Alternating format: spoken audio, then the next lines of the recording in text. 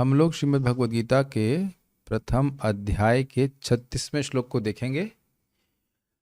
31वें श्लोक से शुरू हुआ है अर्जुन की तत्व ज्ञान के विपरीत बुद्धि का प्रकटीकरण।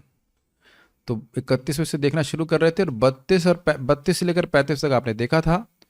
उसमें क्या बोला गया? किम नो राज्येन गोविंद किम भोगैर्जीवते न वा ये सामर्थ्ये कांक्षितम नो राज्यम भोगः सुखानि च तयमेव स्थिता युद्धे प्राणास्त्यक्त्वा धनानि च आचार्यः पितरः पुत्रास्तथैव च पितामहा मातुलः श्वशुरः पौत्राः शाला सम्बन्धिनस्तथा एतान्न हन्तुमिच्छामि घ्नतोऽपि मधुसूदनम् अपि त्रैलोक्य राजस्य हेतुः किं नु मही कृते निहत्य धार्तराष्ट्रान् नः का प्रीति स्यात् जनार्दन। किम नु राज्य न गोविंद, हे गोविंद आप तो समझ रहे हमारी मन की बात, इस राज्य से हमारा क्या प्रयोजन। किम भोगेर जीवते नवा, भोगों से क्या प्रयोजन, राज्य से प्रयोजन नहीं, मतलब राज्य से प्राप्त होने वाले भोगों से क्या प्रयोजन और जीने का भी क्या प्रयोजन। क्यों भाई? ये शाम आर्थिक कांक्षितम न, जिनके लिए हम ये चाहते हैं क्या? राज भोग और सुखानी, राज भोग और सुख आदि चाहते हैं। ते इमे, ये सब वे सब तो यहाँ अवस्थितः युद्ध में अवस्थित हैं। किस प्रकार से? प्राणांस त्यक्त्वा, प्राण की आसक्ति को त्याग करके, धनानि च, और धन की आसक्ति को भी त्याग करके। कौन है वो लोग? आचार्य, पितर, पुत्र, पितामह, मातुला यानी मामा, ससुर, पौत्र, शाल मतलब साला और संबंधी, अन्य संबंधी आदि। एता न हन्तुमिच्छामि, इनको मैं नहीं मारना चाहता हूं, लेकिन यद्यपि घ्नतो अपि मधुसूदन, मधुसूदन यद्यपि यह मुझको मारना चाहते हैं लेकिन मैं इनको नहीं मारना चाहता।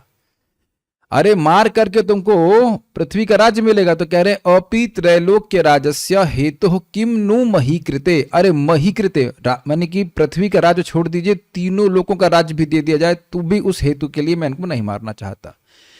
क्यों भाई? निहत्य धार्त राष्ट्रान, धार्त राष्ट्र धृतराष्ट्र के पुत्रों को मार करके, नितराम हत्या, उनको मार करके, का प्रीति स्यात्, नह का प्रीति स्यात्, हमारी क्या प्रीति होगी जनार्दन। और अगर मारना ही है तो जन का अर्दन, मारने वाले आप हो, आप मार दो, आपको तो पाप भी नहीं लगेगा। हमको पता नहीं पाप लगेगा पुण्य लगेगा, लेकिन आपको तो कुछ लगने वाला ही नहीं है पाप, तो आप मार दीजिए। ये दूसरा अर्थ है कि आप तो पालक हैं जनों के, आप ये मार काट में हमें क्यों प्रयोजित करवा रहे हैं। अब इसके बाद यहां बोल रहे हैं कि निश्चित रूप से हमको पाप ही लगेगा। एक संभावना होती कि हमें पुण्य मिलेगा तो भले युद्ध कर लेते, लेकिन यहां अब उस पुण्य की असंभावना को व्यक्त किया जा रहा है। पुण्य तो मिल ही नहीं सकता है, ठीक है, और पाप ही मिलेगा। तो इसलिए हम इनको मार करके सुखी नहीं रह सकते हैं, हमको युद्ध नहीं करना चाहिए। तो श्लोक देखिए, पापमेवाश्रयेदस्मान् हत्वेतानाततायिनः तस्मान्नार्हा वयं हन्तुम् धार्तराष्ट्रान् सबान्धवान् स्वजनं हि कथं हत्वा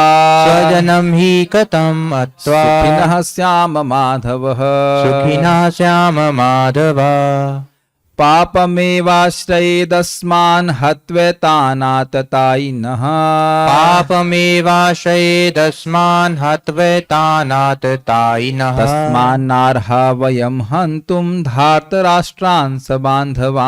तस्मान्नार्हा वयं हन्तुं धार्तराष्ट्रान् सबान्धवान् स्वजनं हि कथं हत्वा सुखिनः स्याम माधव पापमेवाश्रयेदस्मान् हत्वेतानाततायिनः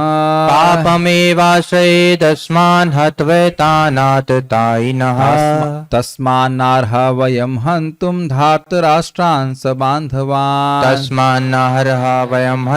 धार्तराष्ट्रान् सबान्धवान् स्वजनं हि कथं हत्वा सुखिनः स्याम माधवः स्वजनं हि कथं हत्वा सुखिनः स्याम माधव। पापम एवाश्रयेदस्मान् पापमेवाश्रयेदस्मान् अद्वैतानाततायिनः अत्वतानाततायिनः तस्मान्नार्हा वयं हन्तुम् तस्मान्नार्हा वयं हन्तुम् धातराष्ट्रान् सबान्धवान् धार्तराष्ट्रान् सबान्धवान् स्वजनं हि कथं हत्वा स्वजनं हि कथं हत्वा सुखिना श्याम माधव सुखिनः श्याम माधवः। ओके, यदि हम ऐसे आतताइयों का वध करते हैं तो हम पर पाप चढ़ेगा।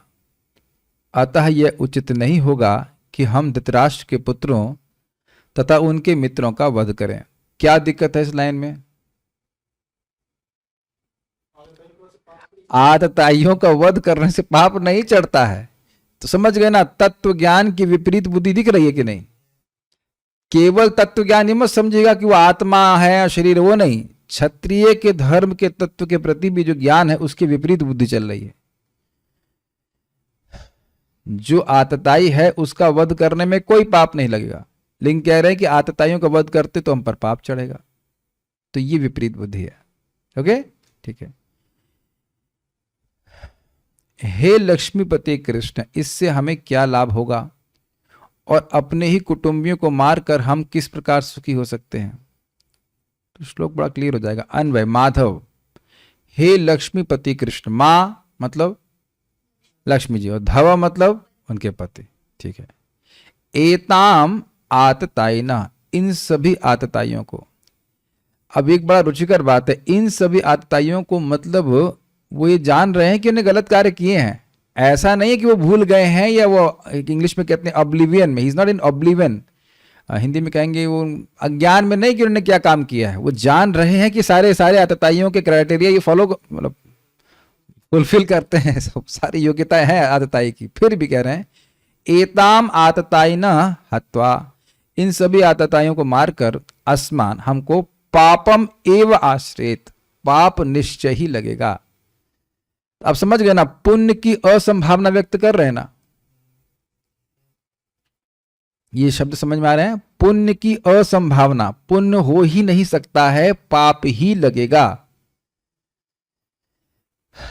भाई जो व्यक्ति अधर्मी हो उसको पाप ही लगे तो कोई दिक्कत नहीं है, वो तो पाप ही कमाना चाहता है। लेकिन जो व्यक्ति या नहीं भी कमाना चाहता, उसे मतलब ही नहीं पाप और पुण्य से, वो तो अपनी इंद्रिय तृप्ति चाहता है। लेकिन अर्जुन जैसे धार्मिक व्यक्ति के लिए ऐसी स्थिति जिसमें उसे पाप ही लगेगा, वो कभी नहीं करना चाहिए। और दूसरी दृष्टि से अगर देखा जाए तो क्या बोल रहे हैं? माधव, आप लक्ष्मीपति हैं, हमको ऐसे कार्य में नियोजित क्यों कर रहे हैं जिसमें पाप ही लगेगा?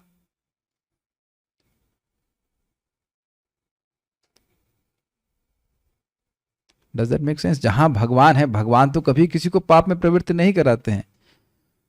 तो एक तरह से भगवान पे भी आरोप जा रहा है कि इतने बड़े पाप में हमको क्यों लगा रहे हैं। Does that make sense? Bhishma स्तुति में जहां तक मुझे स्मरण आ रहा है, महाराज जब गीता के श्लोकों बताते हैं तो इसमें यही बात बोलते हैं, हमको पाप ही लगेगा ऐसा बोल रहे हैं। और ये आरोप जा रहा है भगवान के ऊपर कि आप क्यों हमें आप नियोजित करा रहे हैं। ठीक है।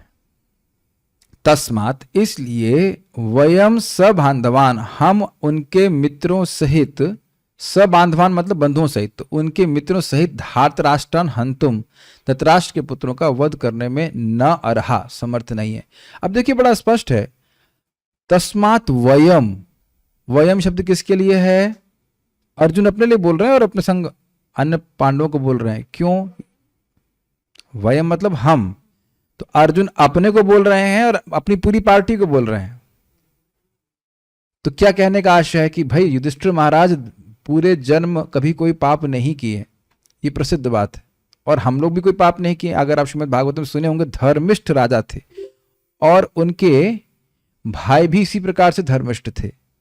ये लोग अधर्म करें तो कोई बात नहीं, लेकिन वयम, ध्यान दीजिएगा, वयम स बांधवान धातराष्ट्रम हंतुम न अर्हा, हम समर्थ नहीं ऐसा करने में।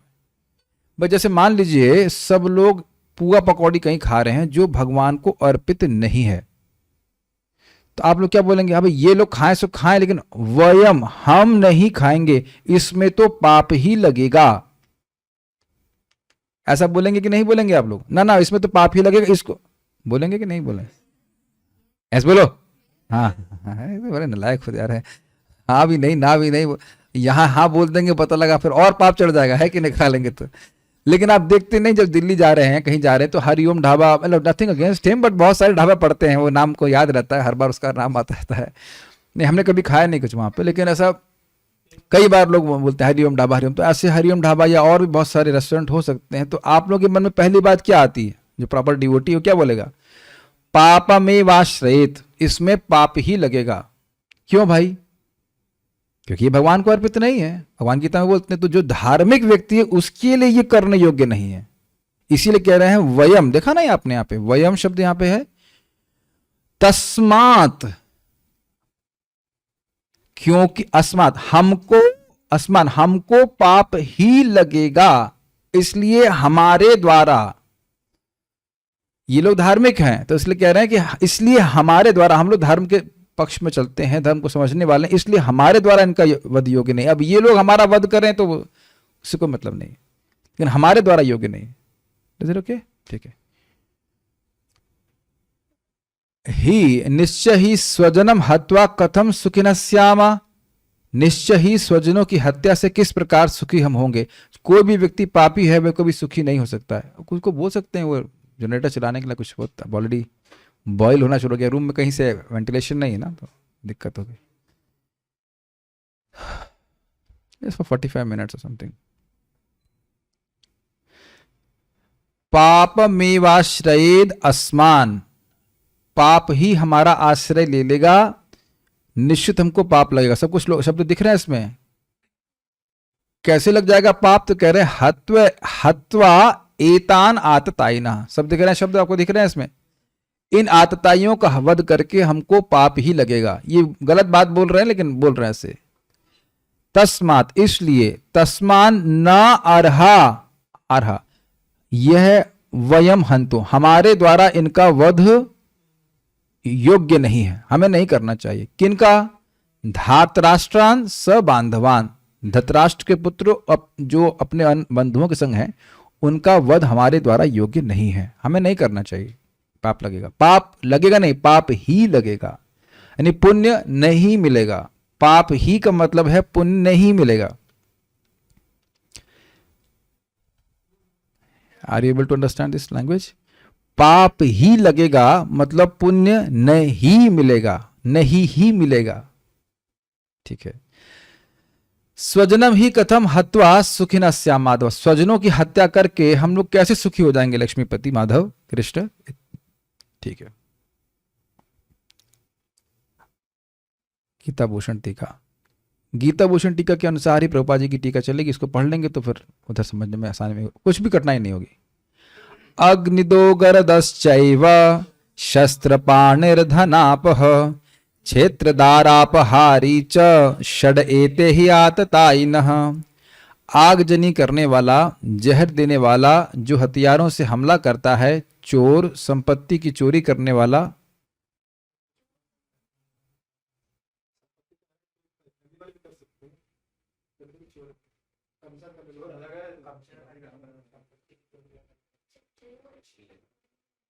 हाँ चोर हो गया, धन का चोर और संपत्ति की चोरी करने वाला, अभी देखेंगे, और पत्नी का अपहरण करने वाला, इन सभी को आतताई माना जाता है। वशिष्ठ स्मृति 3.19।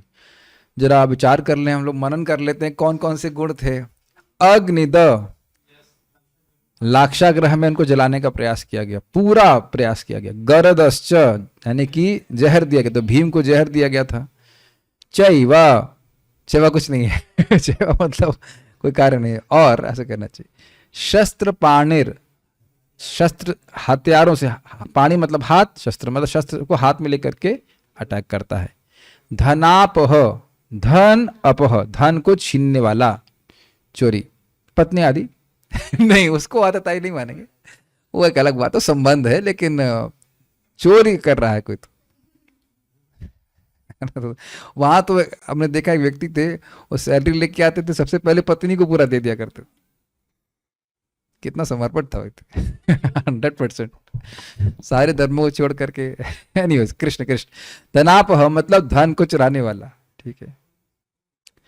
क्षेत्र दारा अपहारी, ये दो हो गए गुण, यानी कि क्षेत्र मतलब संपत्ति को छीनने वाला, तो यह भी किया था ना द्यूत क्रीड़ा के द्वारा, सारी संपत्ति छीन ली। और दारा अपहारी, पत्नी को भी अपमान किया और छीनने का पूरा प्रयास था। और बाद में भी जयद्रथ भी परेशान किया था, लेकिन इन्होंने तो किया ही था। जयद्रथ तो छीन के किडनैप भी करके ले गए थे, बाद में भीम उनको पिटाई करके लेके आए फिर। तो ये 6 प्रकार के आतताई थे, यानी एक भी कारण से माफ करने योग्य ये लोग नहीं थे। 6 प्रकार का आतताई का कार्य ये लोग किए थे, ठीक है। और ऐसा भी कहा गया है कि आततायिनम आयंतम हन्याद एव अविचारयन नातताई वधे दोषो हंतुर्भवति कश्चना। बिना किसी विचार के एक आतताई का वध कर देना चाहिए, इसमें कोई दोष नहीं है। मनुस्मृति 8.350 है ना, हाँ। आततायिनम आयांतम, आतताई के आने पर, हन्याद एव अविचारन, उसका वध कर देना चाहिए बिना विचार किए। क्यों भाई, कोई दोष नहीं लगे? तो कहते हैं ना आतताई वधे दोषो, आतताई के वध में कोई दोष नहीं। हंतुर भवति कश्चन, जो उसको मार देंगे तो उसको कोई दोष नहीं लगेगा। मतलब कोई आग जलाने आ रहा है तो उसको मार दिया जाए तो कोई दोष नहीं लगेगा, और अन्य बाकी सारे जो पाप करने जा रहे हैं उसलिए भी। इसलिए 6 प्रकार के आतताइयों को शास्त्र आज्ञा अनुसार वध करने में कोई दोष नहीं है। तो मान लो भगवान ये कहें, तो इस श्लोक में वह इस तर्क का उत्तर देते हैं। कुछ लिंक समझ में आ रहा है? पिछले श्लोकों में कहा गया कि भाई, जरा देख लीजिए लास्ट में क्या बोला गया है 35वें श्लोक में, निहत धार्त राष्ट्रान्न का प्रीति स्यात् जनार्दना। धृतराष्ट्र के पुत्रों को मार करके हमें क्या प्रीति, क्या सुख मिलेगा? तो यहां पे उत्तर दे रहे हैं कि देखिए ये आतताई हैं। मान लो भगवान कहें कि भाई देखिए केवल धृतराष्ट्र के पुत्र नहीं, ये आतताई हैं, और आतताइयों को मारने की बात तो शास्त्र में बोलता है, तो क्या आप बस बोल रहे हो? तो कह रहे नहीं नहीं, ये विपरीत आर्गुमेंट बोल रहे हैं कि नहीं, आतताइयों का वध करके हमको पाप लगेगा।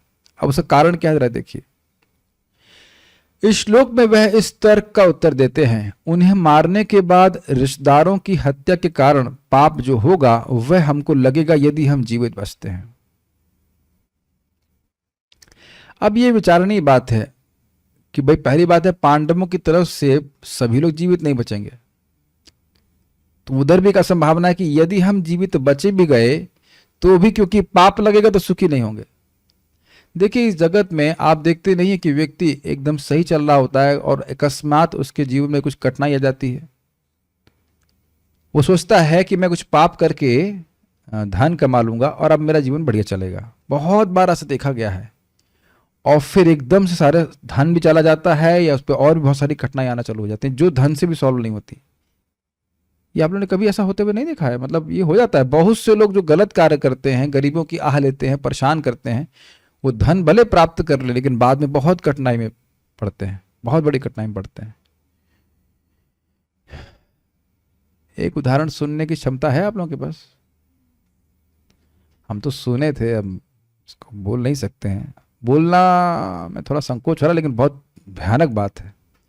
एक डॉक्टर थे, वो जो अबॉर्शन का कार्य किया करते थे, हमने सुना था।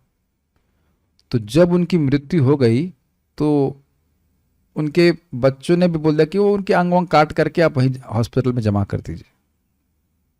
वो क्या कहते हैं उसको, अग्नि संस्कार करने के लिए भी नहीं आए। उनके बच्चे भी डॉक्टर ही थे।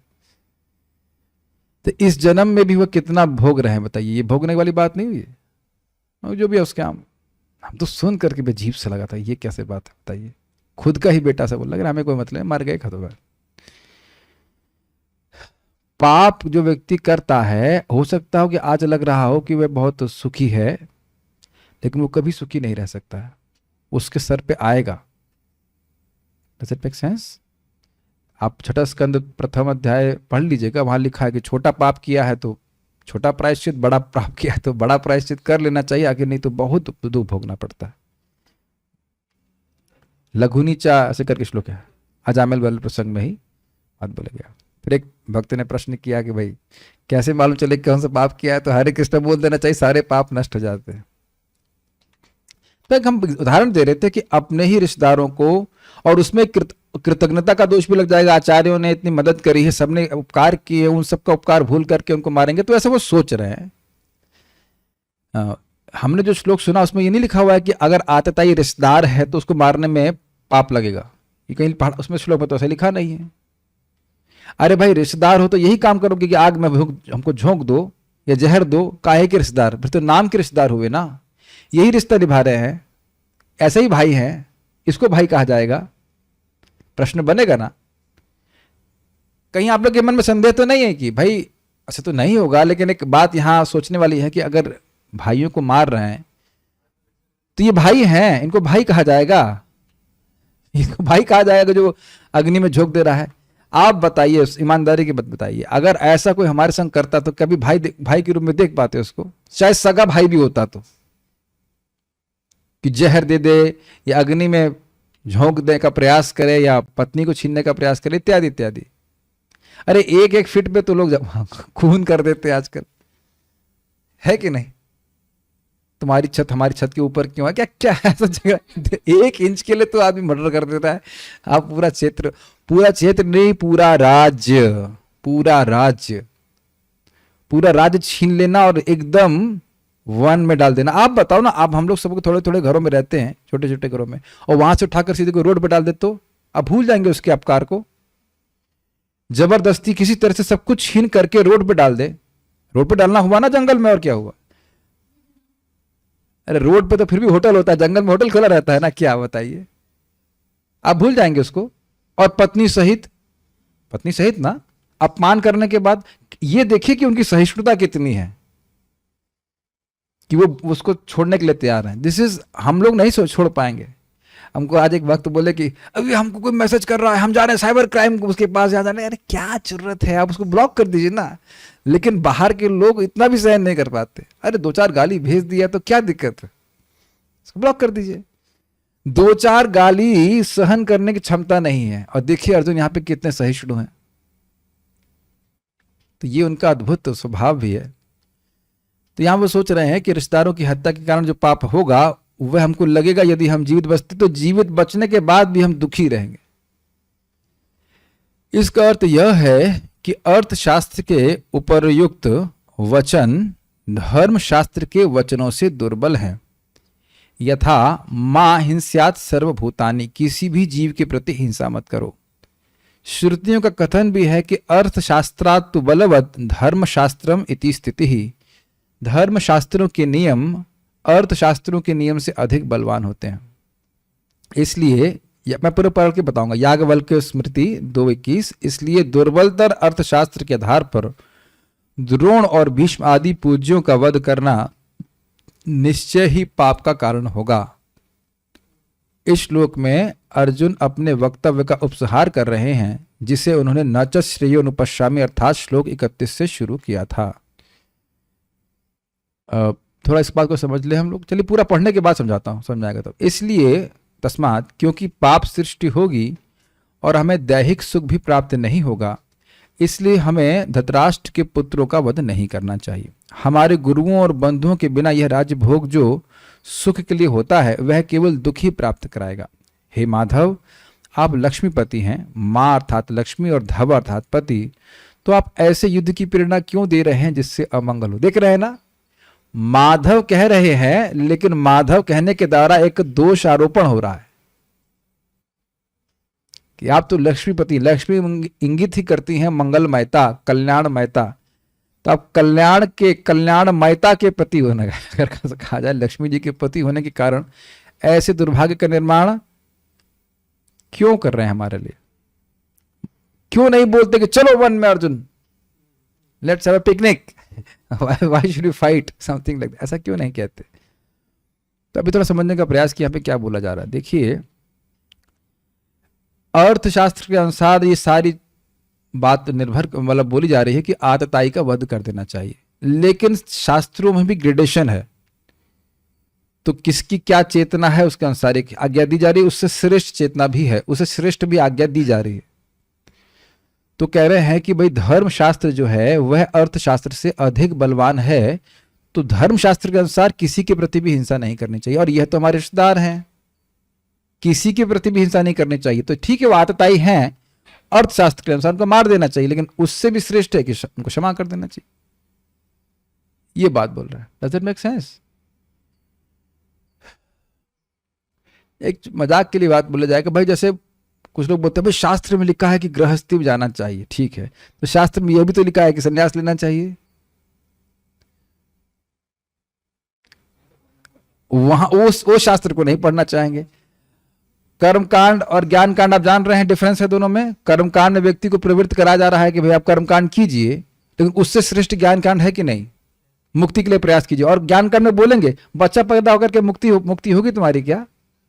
आप ही गीता की टिया में आगे देखने वाले हैं, क्या संतान उत्पत्ति करके धन आदि प्राप्त करके और ये गाय आदि मतलब इन सेंस पशु इकट्ठा करके तुम्हारी मुक्ति हो जाएगी क्या? तो उत्तर में कोई गृहस्थी क्या सोचेगा? क्या उत्तर आएगा? नहीं। बहुत सूक्ष्म बात समझ पा रहे हैं। पहले उसको प्रवृत्त कर रहे थे भाई तुम इस प्रकार से करो, ये करो, वो करो, हाँ ये बहुत महत्वपूर्ण है, हाँ भाई बोला गया है पुत्र अर्थे क्रियते भार्या इत्यादि इत्यादि, पुत्र के लिए ही व्यक्ति को पत्नी स्वीकार करना चाहिए। तो वह अब उसकी मनस्थिति के अनुसार 25 साल का जब रहा तो उसको आज्ञा दी जा रही है, लेकिन वह मतलब जो प्रवृत्ति मार्ग में आगे जाकर उसको प्रश्न किया जाएगा कि क्या केवल संतान उत्पन्न करके तुम मुक्त हो जाओगे? आप टीकाओं में देखेंगे इस तरह की बातें बोली जाएंगी कि क्या तुम केवल संतान उत्पन्न करके मुक्त हो जाओगे? लोग संतान तो उत्पन्न कर ही रहे हैं, क्या मुक्त हो जाओगे? उत्तर क्या होगा? नहीं। तो मुझे अच्छा कैसे मुक्त होऊंगा? तो फिर उसको कुछ ज्ञान कांड बताएगा, भाई भजन करो इस तरह से, व्हाटएवर ज्ञान जो भी करो। आप मैं समझा पा रहा हूं मैं क्या कह रहा हूं कि भाई एक व्यक्ति के स्तर के अनुसार एक बात बोली जा रही है, और दूसरा जो व्यक्ति जो उसकी चेतना ऊंची हो गई है उसके लिए अलग तरह से बात बोली जा रही है। तो अर्जुन कह रहे हैं कि हमारी चेतना इतनी निम्न थोड़ा है कि बस केवल अर्थशास्त्र की बात माने, हम धर्मशास्त्र के अनुसार समझ रहे हैं कि पाप लगेगा। ठीक है my dear zoom devotees, are you able to follow this? अर्थशास्त्र धर्मशास्त्र, ठीक है। नथिंग अगेंस्ट गृहस्थ और this thing, idea is that कि हर व्यक्ति के लेवल के लिए बात बोली जा रही है। देखिए आप अगर फिर से बात सोच लीजिए, गृहस्थ आश्रम को पूरा जीवन भर करने के लिए तो नहीं बोला जा रहा है, केवल 25 साल के लिए बोला जा रहा है। यानी अल्टीमेटली उद्देश्य यही है कि व्यक्ति भोगों से निवृत्त होकर के भगवान की तरफ जाए। तो लेकिन किस स्टेज पे वो क्या स्वीकार करेगा उसके अनुसार उसको आज्ञा दी जा रही है। तो जो अब व्यक्ति भौतिकता में लिप्त है, या कह सकते हैं कि समान लोगों के लिए ये इंस्ट्रक्शन ठीक है कि आतताई का वध कर देना चाहिए, लेकिन ये कह रहे नहीं धर्मशास्त्र और श्रेष्ठ उपदेश दे रहा है तो हमको किसी के प्रति भी हिंसा नहीं करनी चाहिए। लेकिन यह क्षत्रिय के लिए नहीं है।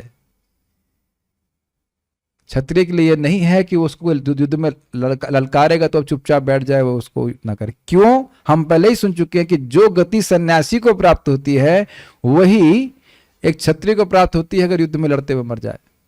तो युद्ध में, स्पेशली धर्म युद्ध में युद्ध करना उसके लिए धर्म है, लेकिन ये अभी बुद्धि उनकी थोड़ी भ्रमित हो रही इस मामले में। ठीक है,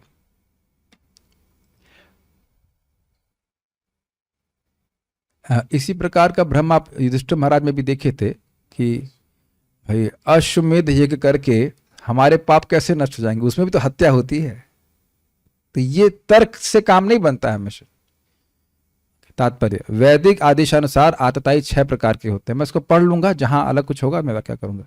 विष देने वाला, घर में अग्नि लगाने वाला, घर में अग्नि मतलब किचन में नहीं घर में अग्नि वाला, किचन में लाइटर जलाने वाला उसको विधान से मार देंगे तो थोड़ी दिक्कत हो जाएगी। घातक हथियार से आक्रमण करने वाला, धन लूटने वाला, दूसरे की भूमि हड़पने वाला तथा पराई स्त्री का अपहरण करने वाला। पराई स्त्री मतलब किसी की पत्नी है ठीक है। ऐसे आतताइयों का तुरंत वध कर देना चाहिए क्योंकि इनके वध से कोई पाप नहीं लगता। आतताइयों का इस तरह वध करना किसी समान व्यक्ति को शोभा दे सकता है। समझ में आया? अब एकदम क्लियर हुआ। अर्थशास्त्र का नियम ये एक समान व्यक्ति के लिए है, किंतु अर्जुन कोई समान व्यक्ति नहीं है। वह स्वभाव से साधु हैं, अतः वह उनके साथ साधुवत व्यवहार करना चाहता है, किंतु इस प्रकार का व्यवहार क्षत्रिय के लिए उपयुक्त नहीं है अब आप देख रहे हैं कि धर्म का निर्णय करना बड़ा कठिन है कि वो क्षत्रिय की तरह बर्ताव करे कि वह साधु की तरह बर्ताव करे। वो साधु तो इनबिल्ट साधु, उनके चिप तो साधु की लगी हुई है अगर कहा जाए, लेकिन अब क्षत्रिय की तरह भी कार्य करना पड़ेगा, ये बात है। इस प्रकार का धर्म संकट मंदिर में बहुत मिलता है कि मैनेजमेंट की दृष्टि से देखें कि शास्त्र की दृष्टि से देखें। देखिए वस्तुतः शास्त्र की दृष्टि से देखना चाहिए, लेकिन फिर मैनेजमेंट हमेशा उससे मैच नहीं कर पाता। हम लोग तो कई बार इस प्रकार से फंस जाते हैं, और शास्त्र जब पढ़ा रहता है तो आप कुछ बोल भी नहीं सकते। शास्त्र के अनुसार मान लीजिए फॉर एग्जाम्पल, तो शास्त्र का नियम तो यह है कि पहले हम जाकर बाहर चिल्लाएं कोई भूखा है, कोई भूखा है, कोई भूखा है, और उसके बाद कोई ना आए तब हम खाएं। लेकिन मैनेजमेंट क्या बोला, नहीं पहले खा लो, उसके बाद देखिए कोई बच जाए तो बाद में फूड फॉर लाइफ कर दो या कुछ भी कर दो ऐसे। अरे हम उस पर बहुत ज्यादा नहीं बोलना चाहते, लेकिन जब धर्म की बात आ जाती है तो धर्म का निर्धारण करना आसान नहीं होता है, ये बात बोल रहा है। यद्यपि राज्य के प्रशासन के लिए उत्तरदायी व्यक्ति को साधु प्रकृति का होना चाहिए, किंतु उसे कायर नहीं होना चाहिए। जैसे आप परीक्षित महाराज के केस में देख रहे हैं, परीक्षित महाराज कली पुरुष को मारने के लिए उद्यत थे, समर्थ थे और उद्यत थे, मार रहे थे, मारने ही वाले थे, लेकिन वो शरण में आ गया तो उसे माफ कर दिया। वो दोनों ही धर्म है कि नहीं, कोई शत्रु है तो उसको मारना चाहिए, और शत्रु भी अगर शरण में आ जाए तो उसे माफ कर देना चाहिए। उदाहरणार्थ भगवान राम इतने साधु थे कि आज भी लोग राम राज्य में रहना चाहते हैं, किंतु कभी कायरता प्रदर्शित नहीं करी। रावण आतताई था क्योंकि वह राम की पत्नी सीता का अपहरण करके ले गया था, किंतु राम ने उसे ऐसा पाठ पढ़ाया जो विश्व इतिहास में बेजोड़ है। अर्जुन के प्रसंग में विशिष्ट प्रकार के आतताइयों से भेंट होती है। ये है उसके निजी पितामह, आचार्य, मित्र, पुत्र और पौत्र इत्यादि। थोड़ा ध्यान दीजिएगा कि प्रभुपाद जी का तात्पर्य किस डायरेक्शन से गया है। प्रभुपाद ने पूरा स्पिन किया है, बहुत ध्यान से सुनना होगा। प्रभुपाद उदाहरण किसका दिए, भगवान श्री राम का। तो भगवान श्री राम ने रावण को मार दिया क्योंकि वो आतताई था। भगवान श्री राम किसके अवतार हैं, कृष्ण के अवतार है। लिंक कर रहे हैं कुछ, क्या ये अर्जुन को पता है कि नहीं? अर्जुन को पता है कि भगवान कृष्ण भगवान श्री राम के रूप में आतताई का वध किए थे, लेकिन वह उनका गुरु नहीं था, उनका गुरु नहीं था, उनका भाई नहीं था, राक्षस था, गुंडा था, हूण बदमाश कह लिए तो उसका किए हैं। ये आगे भी इसी प्रकार की बात बोलेंगे कि अरिसूदना, आप शत्रु को मारने वाले हैं, गुरु सुदना नहीं है, गुरु को मारने वाले नहीं है। दूसरे अध्याय में भी इसी प्रकार की बात आएगी। देख रहे कितना स्टाइल से प्रभुपाद इस तात्पर्य को लिखे कि भगवान श्री राम ने निश्चित आतताई का वध किया, पत्नी को हरण करने वाला था, लेकिन कोई कठिनाई वहां पे इसलिए नहीं थी क्योंकि वह उनके स्वजन नहीं थे। तो कह रहे यहां मेरे सामने, अर्जुन कह रहे हैं यहां मेरे सामने कठिनाई है कि ये मेरे निजी पितामह हैं जिन्होंने बिल्कुल पुत्र की तरह मुझे पाला, अर्थात भीष्म पितामह। आचार्य हैं द्रोणाचार्य जिन्होंने विशेष आशीर्वाद दिया कि तुम विश्व के सबसे बड़े धनुर्धर बनोगे। ये बात आप लोग भूलिएगा मत कि शुद्ध भक्त अत्यंत कृतज्ञ होते हैं, तो वो भूल नहीं पा रहे हैं द्रोणाचार्य जी के उपकार को। Okay, it is actually impossible for a devotee to forget. एक शुद्ध भक्त के लिए उसके ऊपर किए गए उपकार वो कभी भूल ही नहीं सकता। छोटे से छोटा उपकार भी नहीं भूल सकता, बड़े की तो बात भूल जाइए। और जो व्यक्ति इतना उपकार लाद दिया हो द्रोणाचार्य जी जैसे, उनका कैसे वो भूल सकते? वो एक एक बाण जो चला रहे हैं उसको सिखाया है द्रोणाचार्य जी ने। आप विचार कीजिए, एक एक बाण जो अर्जुन चलाएंगे उसको चलाने की कला का श्रेय किसको जाएगा? द्रोणाचार्य जी को। एक एक चीज सिखाए हैं। अब सोचिए वो मान लो बाण चला रहे हो तो वह भी स्मरण करेंगे ये बाण तो द्रोणाचार्य दिए हैं और मैं उन्हीं पे चला रहा हूं। नहीं याद आएगा। हम लोग सोचते नहीं ऐसा ना,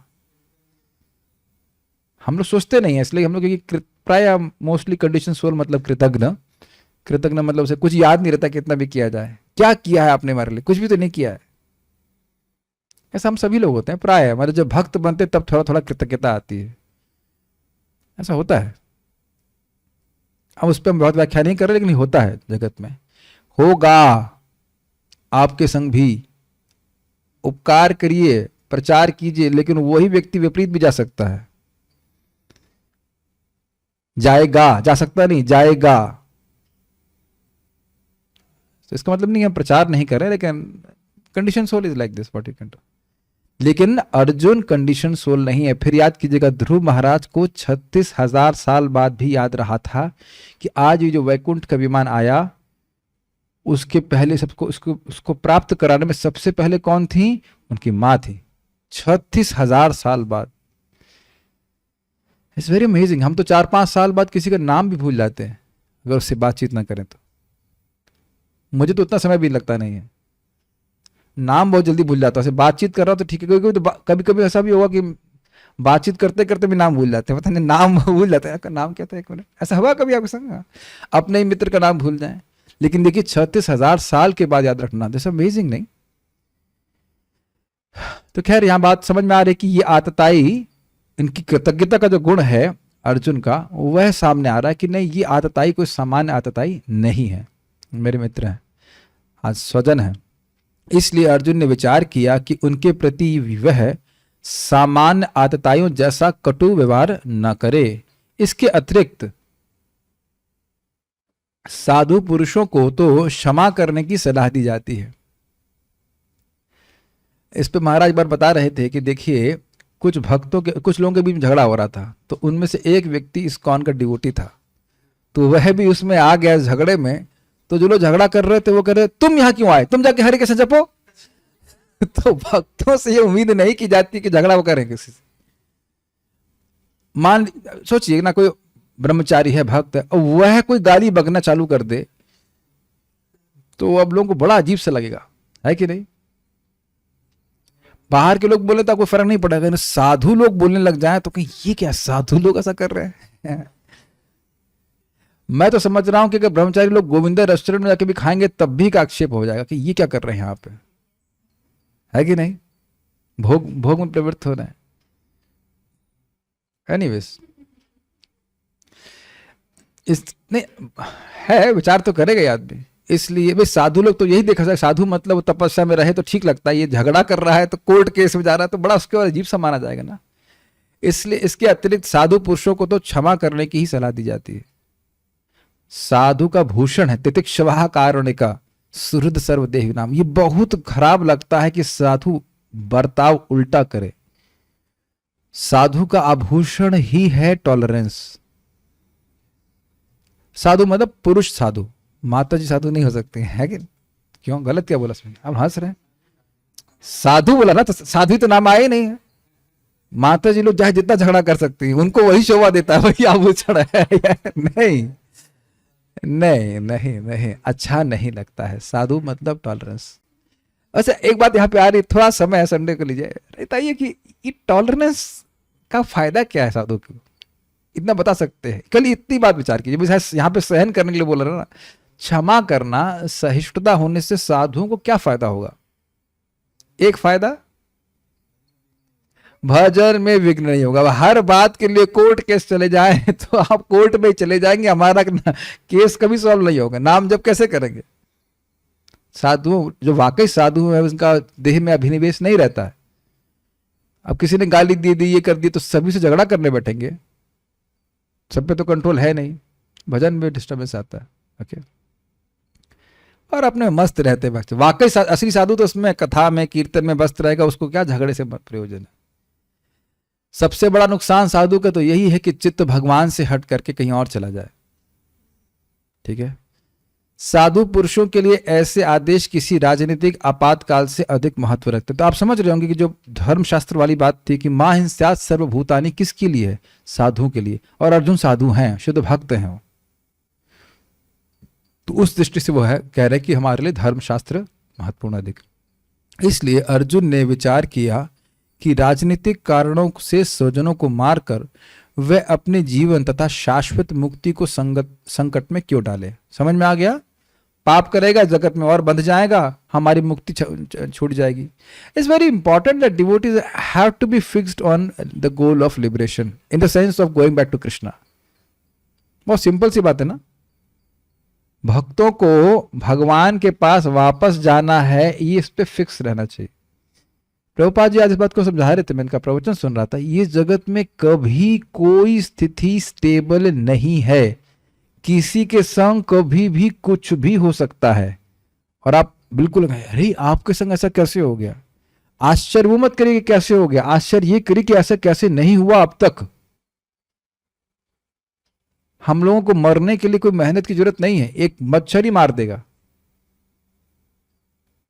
हम लोग भूल जाते हैं इस बात को। तो व्यक्ति को अपना चित्त लगाए रखना चाहिए कि हमको भगवान के पास वापस जाना है। तो इधर के झगड़ों से अपने आप ही अनमनस्क हो जाएंगे, टाइम बर्बाद होगा ना। ठीक है। अर्जुन द्वारा कृष्ण को माधव अथवा लक्ष्मीपति के रूप में संबोधित करना भी सार्थक है। वह लक्ष्मीपति कृष्ण को यह बताना चाह रहा था कि वे उसे ऐसा काम करने के लिए प्रेरित ना करें जिससे अनिष्ट हो। समझ में आ गई बात? आप माधव हैं, लक्ष्मीपति हैं, यहां तो लक्ष्मी चली जाएगी, पाप करेंगे तो हमारा नुकसान हो जाएगा। तो कैसे माधव हैं आप, अगर ऐसा कहा जाए, कैसे लक्ष्मीपति हैं? अर्जुन ऐसा बोल सकते हैं क्योंकि अर्जुन मित्र हैं। ये लाइन बहुत अच्छी है। किंतु कृष्ण कभी भी किसी का अनिष्ट नहीं चाहते, भक्तों का तो कदापि नहीं। अब आज हम थोड़ा समय लेना चाहते हैं क्योंकि एक भक्त इस बात में पूछ रहे थे कि भाई पहले इसको समझने का प्रयास कीजिए। भक्ता नाम शम अभिप्सतः, एक बच्चा था, वो 5 साल की उम्र में भक्ति में आया और जब वह आगे भक्ति करने के लिए इच्छुक हुआ उसी समय उसकी मां मर गई। कौन था वो बच्चा? नारद जी। आप लोग मुस्कुरा कर बोल रहे हैं, बड़ा अच्छा बात बोल रहे हैं जो मुस्कुरा रहे हैं आप लोग। आप यस वो ये वो, क्योंकि आप फिल्म का एंड जानते हो। पिक्चर के एंड में क्या हुआ? नारद जी भगवान के नित्य पार्षद बन गए। और वहां भी उन्होंने कहा, उसमें लिखा हुआ नारद जी 5 साल के बच्चे होने के बावजूद भगवान की कृपा ही माने अपने ऊपर, क्योंकि वह तो घर छोड़ना चाहते थे लेकिन मां ने अपने स्नेह के पास से उनको बांधा हुआ था, वो भगवान ने काट दिया। तो इसलिए अब जो लोग अंग्रेजी समझते हैं उनसे निवेदन है कि विश्वनाथ चक्रवर्ती ठाकुर जी की टीका 10.88.8 आप लोग पढ़ लीजिएगा। और वैसे मैं आपको नोट कर रहे हो, आपको तो मैंने भेजा है नोट कर रहे हैं कॉपी में, इनको अभी मैंने भेज दिया आपको मैसेज में, तो पढ़ लीजिएगा। और बाकी अभी हम ग्रुप में भेज देंगे। अब क्या होता है कि इतनी सारी चीजें हैं। 10 यस्याहम अनुग्रहणामि हरिष्ये तद्धनम शनै, तो जिन पे विशेष भगवान कृपा करते हैं उनके धन को हर लेते हैं। तो जब ऐसा किसी भक्त के संग होगा तो उसको शायद लग सकता है कि मेरे संग बहुत बुरा हो रहा है, या कोई बीमारी हो जाती है तो हो सकता है उसे लगे कि बहुत बुरा हो रहा है, भगवान हमारा अनिष्ट कर रहे हैं, भगवान के कंट्रोल से बाहर जा रही है सिचुएशन। हाँ भाई, किसी और की शरण लेते हैं, भगवान नहीं संभाल पा रहे हम लोग को, हो सकता है ऐसा विश्वास हो जाए। लेकिन यदि हम शास्त्र श्रवण नियमित रूप से करते हैं, विश्वास रहता है, तो व्यक्ति भ्रमित नहीं होगा। जो भी सुख दुख भक्त के जीवन में आ रहा है बाह्य रूप से, वह भगवान के द्वारा व्यवस्थित किया जा रहा है। फिर से रिपीट कर रहा हूं, जो भी सुख दुख भक्त के जीवन में आता है प्रारंभिक अवस्था से लेकर लास्ट तक, वह भगवान के द्वारा व्यवस्था की जा रही है। एक कारण हो सकता है कि भक्ति में किए गए अपराध, दूसरा कारण हो सकता है कि भगवान, 3 कारण बताए गए कि भगवान अन्य सिद्धांतों को बनाए रखना चाहते हैं। मान लीजिए हमारे 4 हाथ निकल गए होते, कोई बीमारी नहीं हो रही होती, देख रहे थे इस्कॉन का हरे कृष्ण मंत्र करने से मान लो कोई बीमारी नहीं होती, जुकाम भी नहीं होता, तो इतनी तेजी से हरे कृष्ण मंत्र फैलता कि आप कल्पना नहीं कर सकते। सारे तो पहले बात तो सारे मेडिसिन बंद हो जाती। आपको क्या लगता है, इतना बोल दीजिए कि आप हरे कृष्णा करोगे तुमको बुखार नहीं होगा, कोविड ठीक हो जाएगा, हो जाएगा। अरे अभी तो हो सकता है शायद बिलियंस ऑफ डाउनलोड हो गए होते हरे कृष्ण मंत्र के, या ऐसा कुछ होता कि इस हरे कृष्ण मंत्र को बस इस तरह से बोलिए, आप हरे कृष्णा तो कुछ करके बोल दीजिए और इसके द्वारा आपको कोई बीमारी नहीं होगी, बस इतना बोल दीजिए, देखिए, और वो कार्य करने लग जाए उस तरह से। तो बस देखिए फिर आप, क्योंकि लोग हैं बीमार, परेशान हैं, सारी कठिनाइयां, या और भी ये हरे कृष्णा बोलते ही कि वहां घर में आपके पैसा बरसने लग जाएगा,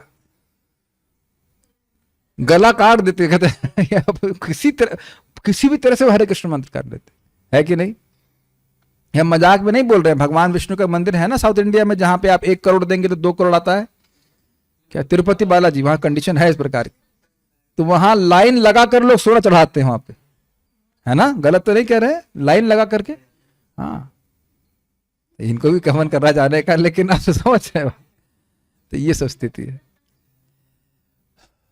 तो ये भी ऐसे कारण है कि अन्य सिद्धांत बने रहें, इसलिए भी भगवान महिमा छुपाते हैं, भक्तों को भी दुख में कुछ रखते हैं। और तीसरा कारण है भक्तों के हृदय में आतुरता, आग्रह कृष्ण की प्राप्ति का बढ़ाने के लिए ऐसा करते हैं। ठीक है, और बाकी आप उसको मैं भी भेज दूंगा क्लास के बाद, आप पढ़ लीजिएगा। तो ये बातें हैं, थोड़ा मेहनत अपनी तरफ से भी करनी चाहिए तो बात समझ में आती है। भक्तों का कभी अनिष्ट नहीं करते, कृष्ण किसी का अनिष्ट नहीं करते, और भक्तों का तो कदापि नहीं। तो यानी अर्जुन को युद्ध में प्रवृत्त करा के भगवान पाप में प्रवृत्त नहीं ही करा रहे हैं। भले ही अर्जुन सोच रहे हैं इस समय, लेकिन भगवान पाप में प्रवृत्त नहीं ही करा रहे हैं। Does that make sense? ठीक है, एक नोट है, ये श्रीधर स्वामी की टीका से, बड़ा सुंदर लिंक है, जरा देखिए। मानो भगवान कहें कि बंधुओं के वध का दोष तो दोनों पक्षों को समान रूप से लगेगा, तो जब यह कौरव आदि बंधु वध के दोष को स्वीकार करके युद्ध करने के लिए उत्साहित हैं, तो तुम भी ऐसा क्यों नहीं करते? तो भाई इनको भी तो दोष लगेगा ना, तो इन्हें तो कोई हिचकिचाहट नहीं युद्ध करने के लिए। तो इस पर अर्जुन अगला श्लोक कहते हैं, उसको हम कल देखेंगे। लेकिन है बड़ा मजेदार ना, आप ये देख रहे हैं कि आचार्यों का विनोद कितना सटल है। भाई तो ये भी मारेंगे तो उनको भाइयों का हत्या का पाप लगेगा, इन्हें तो कोई दिक्कत है नहीं, तो ये युद्ध कर रहे थे, आप भी युद्ध कीजिए। तो उसका उत्तर अर्जुन देंगे, वो हम भगवान ने चाहा तो कल सुनेंगे। अब हम लोग प्रश्नोत्तर को लेते हैं। सुरभि माता ji, first question goes to you. वैदिक आदेश अनुसार आतताई कितने प्रकार के होते हैं और कौन कौन से? Yes please. प्रभु जी, वैदिक आदेश अनुसार आतताई 6 प्रकार के होते हैं। पहले विष देने वाला, दूसरा